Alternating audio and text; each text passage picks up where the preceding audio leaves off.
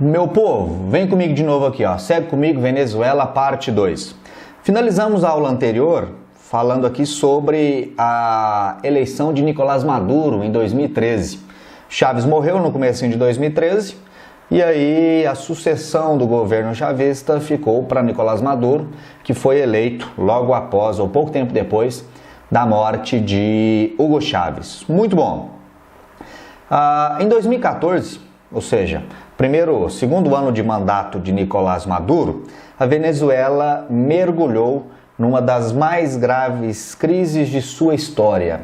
Essa fotografia mostra um pouquinho da mobilização popular, do descontentamento de grande parte dos venezuelanos. E esse descontentamento dos venezuelanos tem a ver com o quê? Tem a ver com a inflação.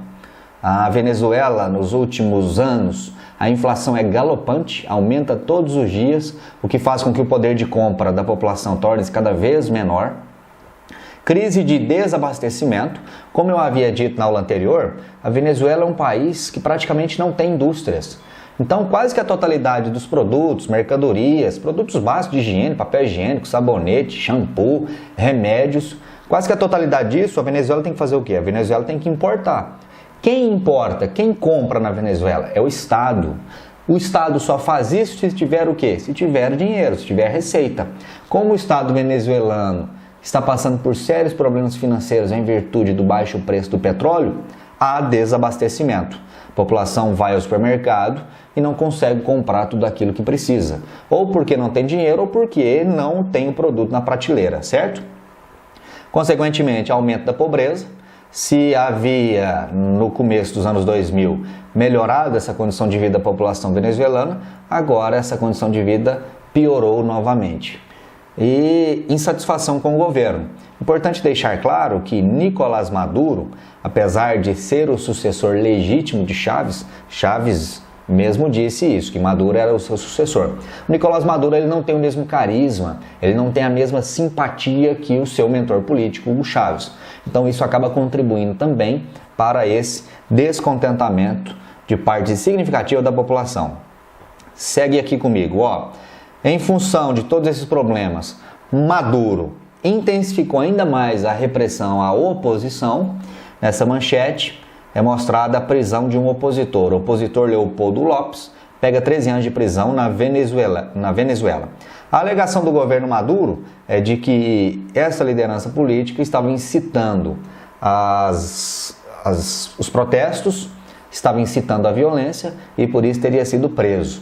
Já a oposição alega que o governo Maduro está, na verdade, cerceando a oposição, limitando a população de se manifestar contra o governo, o que seria um gesto antidemocrático. Então fica esse jogo aí de empurra-empurra, beleza? Em 2016, o governo Maduro sofre aí a sua maior derrota política. No finalzinho de 2015, foi feita na Venezuela a eleição legislativa, que é como se fosse a eleição dos deputados, e nessa eleição os chavistas perderam a maioria na Câmara. Essa nova legislatura, que teve início em 2016, é uma legislatura, portanto, de oposição a Nicolás Maduro, o que dificulta, em tese, para ele esse novo governo ou a condução do seu governo na Venezuela. Para se proteger dessa oposição na Câmara, qual que foi a estratégia adotada por Nicolás Maduro, agora, bem recente, a meados de 2017? Ele, aproveitando-se de uma brecha constitucional, convocou uma nova Assembleia Constituinte, ou seja, ele propõe a redação de uma nova Constituição para o país. Porque quando isso acontece, quando uma nova Assembleia Constituinte é aprovada na Venezuela, os demais poderes acabam sendo dissolvidos. Então, aqui na prática, é como se o parlamento, a Câmara dos Deputados na Venezuela, que até então era de maioria opositora a Maduro, é como se ela não tivesse mais poder. E aí, enquanto isso, uma nova Constituição tem sido preparada, ou está sendo preparada, porque, segundo o governo Maduro, é a única maneira que o país tem de sofrer ou de passar por um processo de pacificação. a redação dessa nova Constituição. Lembrando que a Constituição atual da Venezuela é extremamente jovem. Ela foi elaborada por Hugo Chávez em 99, como eu te disse na aula anterior.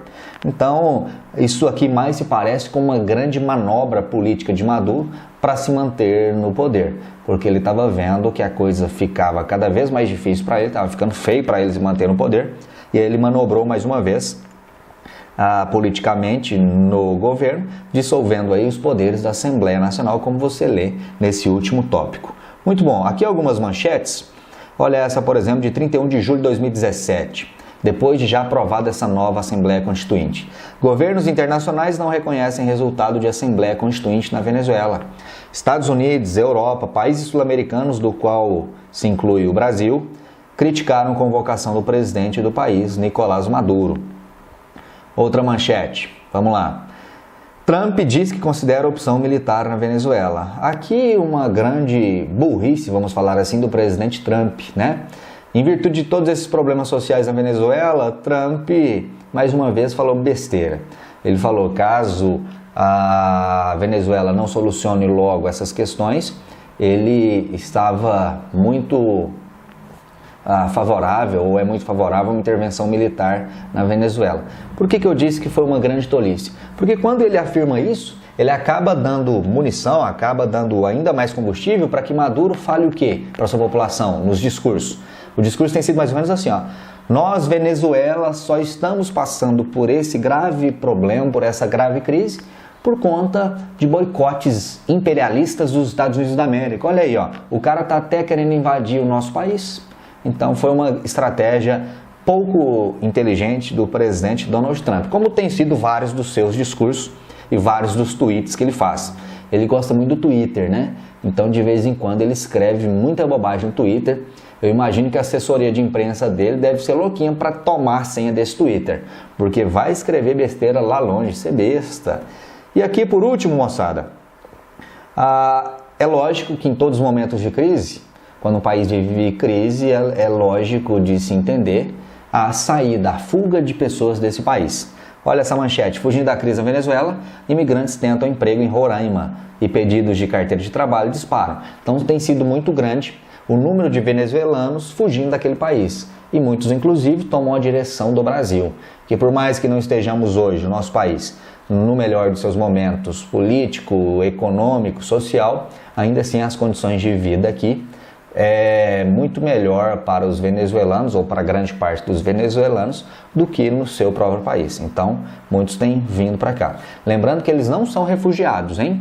Eles são migrantes econômicos, fogem de uma situação de precariedade ou precariedade econômica e buscam refúgio aqui no Brasil. Por mais que se use esse termo refúgio, eles não são refugiados. Por que não? Porque refugiado, na definição legal internacional, é alguém que foge de guerra, de perseguição étnica, religiosa, política, e não tem sido o caso ainda na Venezuela. Oficialmente, o governo venezuelano ainda é uma democracia, por mais que as suas atitudes deixem a entender ou deixem transparecer o contrário. Tranquilo, minha gente? Beleza? Então é isso aí. Espero ter conseguido, nesses poucos minutos aí, nessas duas aulinhas, esclarecer um pouquinho para você, que ainda estava muito em dúvida, esclarecer um pouquinho desse tema Venezuela, que é um tema das atualidades. Então, mais uma vez, obrigado pela sua audiência. E é isso aí. Qualquer dúvida, estou à disposição. Só deixar nas mensagens que eu, assim que puder, responderei com muito carinho todas elas. Então, bons estudos, grande abraço e até a próxima. Valeu!